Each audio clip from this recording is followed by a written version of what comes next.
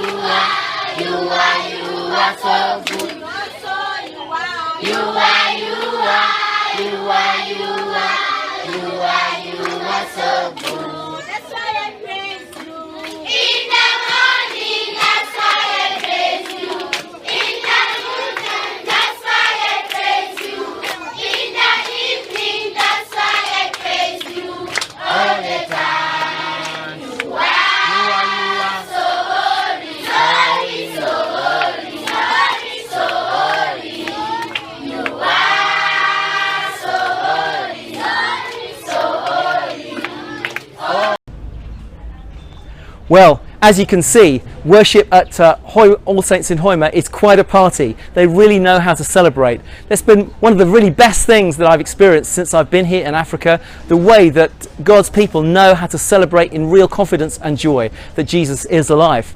We spent the last week in the cathedral here in Hoima. It has its own cathedral, and we've been doing a conference for about 50 clergy on the Holy Spirit, various aspects of the Holy Spirit, together with an organisation called SOMA, Sharing of Ministries Abroad. And it's been a wonderful experience to be with them. They know how to worship and party as well. But last Sunday I was preaching here. We started church at 7 o'clock in the morning and I left at 20 to 3 in the afternoon, almost without a break. They had 3 services and over 1,000 people went through the church behind me.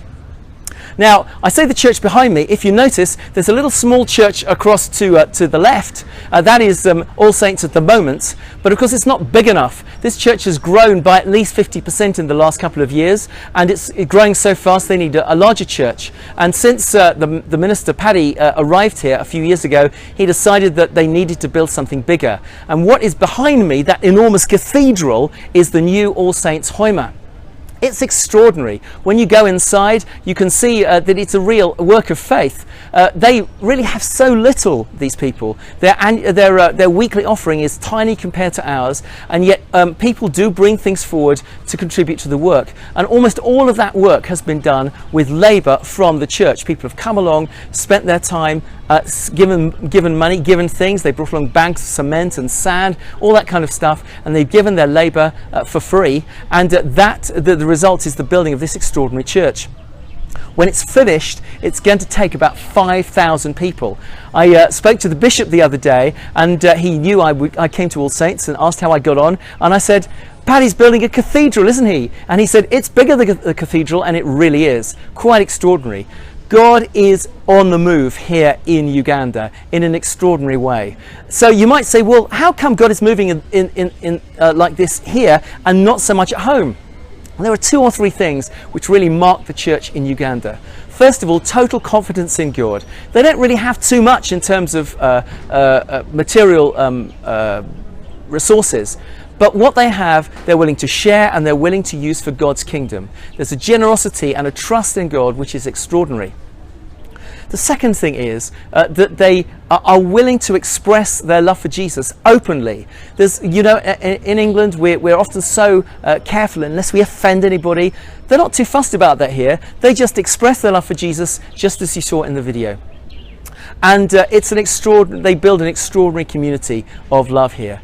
I've so enjoyed my time here. It's been an absolute privilege to be here in Uganda with the church, and I've received far, far more than I could ever have given. It's been absolutely wonderful. Well, I'm on the move.